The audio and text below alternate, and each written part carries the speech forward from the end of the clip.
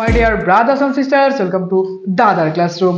এই ভিডিওতে ক্লাস 7 এর ফার্স্ট ইউনিট টেস্টের ইংলিশের মোস্ট ইম্পর্টেন্ট বৈভিত্তিক সাজেশন নিয়ে আলোচনা করব।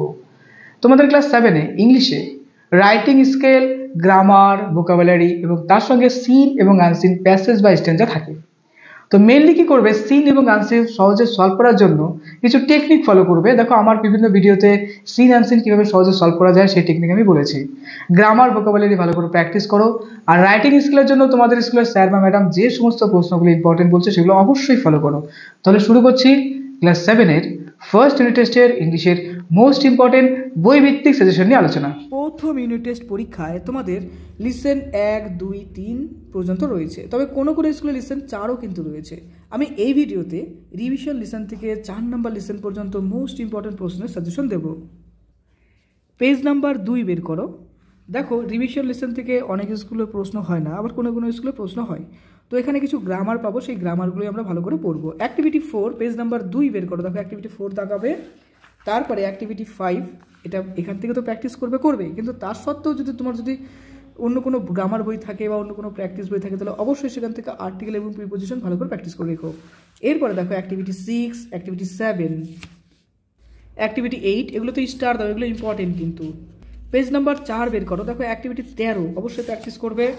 তারপরে পেজ নাম্বার 5 এর অ্যাক্টিভিটি 14 তো দেখো এখানে বলছে common noun, proper noun, material noun, abstract noun, কোনগুলো কি নাউন সেগুলো আমাদের এখানে লিখতে হবে।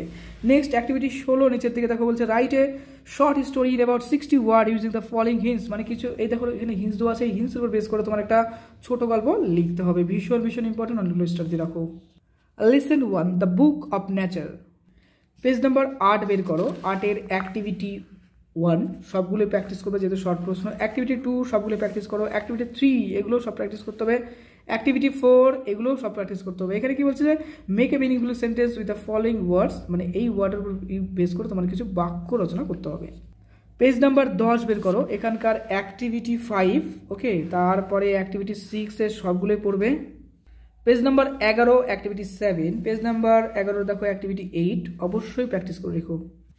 পেজ নাম্বার 15 বের করো। দেখো 15 পেজের এইগুলো ভালো করে পড়ে রেখো। দেখো এখানে একটা চিঠি লিখতে হবে, সেই চিঠিটা সুন্দর একটি ফরম্যাট রয়েছে, সেই ফরম্যাটটা অবশ্যই ফলো করবে। দেখো চিঠির ক্ষেত্রে কমন দেওয়া খুব চাপ, তবে এই ফরম্যাট ফলো করলে যে কোনো ধরনের চিঠি আসুক তুমি কিন্তু লিখতে পারবে। তো অবশ্যই একটা চিঠি প্র্যাকটিস করে রেখো, লেটার প্র্যাকটিস করবে। পেজ নাম্বার 16 বের করো। দেখো এখানে আরেকটা চিঠি সংক্রান্ত একটা প্রশ্ন রয়েছে, এটাও ভালো করে প্র্যাকটিস করে রেখো। Listen to the riddle, page number 21 বের করো। এখানকার অ্যাক্টিভিটি 1 অবশ্যই প্র্যাকটিস করবে। অ্যাক্টিভিটি 2 অবশ্যই প্র্যাকটিস করবে। দেখো ট্রু অ্যান্ড ফলস এটা নির্ণয় করতে হবে, পেজ নাম্বার 21 পাবে। পেজ নাম্বার 22 এখানকার অ্যাক্টিভিটি 3, অ্যাক্টিভিটি 5 আচ্ছা, অ্যাক্টিভিটি 6 এর সবগুলো, অ্যাক্টিভিটি 7 এর সবগুলো। অ্যাক্টিভিটি 8 এর প্রশ্নগুলো একটু কম ইম্পর্টেন্ট, তাও প্র্যাকটিস করে রেখো। এবার দেখো নিচের দিকে পেজ নাম্বার 23 পাবে পজিটিভ, কম্পারেটিভ এবং সুপারলেটিভ ডিগ্রি কিছু ফর্ম রয়েছে, যেরকম ধরো clever, cleverer, cleverest, big, bigger, biggest. এই যে টপিকটা রয়েছে এটা এখান থেকে পড়বে এবং এর পাশাপাশি অবশ্যই গ্রামার বই থেকে পড়ে রাখবে। ইম্পর্টেন্ট কম কিন্তু জানার দরকার রয়েছে। পেজ নাম্বার 24 অর্থাৎ 24 পেজের অ্যাক্টিভিটি 9 এর এই প্রশ্নগুলো ভালো করে প্রিপারেশন করে রেখো। 25 পেজের অ্যাক্টিভিটি 10 এর দেখো এই প্রশ্নগুলো খুব ইম্পর্টেন্ট, ভালো করে প্রিপারেশন করে রেখো। পেজ নাম্বার 26 এর অ্যাক্টিভিটি 12 এই প্রশ্নগুলো, এখানে অবশ্য একটা স্টোরি লিখতে বলা হয়েছে, এই হিন্টসের উপর বেস করে তোমাকে একটা স্টোরি লিখতে হবে। একটা কাকের গল্প ছিল না, সেই কাকের গল্পের উপর বেস করে এই হিন্টসগুলোকে অ্যাপ্লাই করবে এবং সুন্দর একটা স্টোরি লিখবে।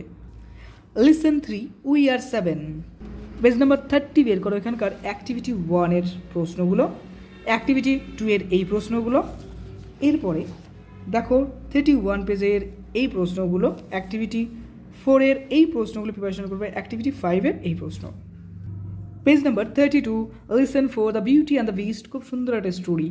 পেজ নাম্বার 34 এর দেখো অ্যাক্টিভিটি 2 এই প্রশ্নগুলো ডাবল স্টার দিয়ে রাখো, ইম্পর্টেন্ট ভীষণ। অ্যাক্টিভিটি 3 এর এই প্রশ্নগুলো ভীষণ ইম্পর্টেন্ট, স্টার দিয়ে রাখো, ডাবল স্টার। অ্যাক্টিভিটি 4 এর এই প্রশ্নগুলো। পেজ নাম্বার 38 বের করো অ্যাক্টিভিটি 6 এর এই প্রশ্নগুলো। পেজ নাম্বার 40 বের করো 40 পেজের অ্যাক্টিভিটি 11 এর এই প্রশ্নগুলো। পেজ নাম্বার 42 অর্থাৎ 42 পেজের অ্যাক্টিভিটি 13 এর এই প্রশ্নটা ভালো করে প্রিপারেশন করে রেখো। এক্ষেত্রেও এই হিন্টসের উপর বেস করে একটা স্টোরি তোমাকে লিখতে হবে। তোমাদের ক্লাস 7-এর অন্যান্য সব সাবজেক্টের সাজেশন দেওয়া হয়েছে, অবশ্যই সেগুলো দেখো, বাড়িতে পড়ো। এখন একদম সময় নষ্ট করো না, যেহেতু সামনে পরীক্ষা, সামনে একটা লক্ষ্য স্থির করো যে তোমার একটা খুব ভালো রেজাল্ট করতে হবে। মন দিয়ে পড়াশোনা করো। দাদার ক্লাস নতুন অবশ্যই সাবস্ক্রাইব করে দিও। খুব ভালো থেকো।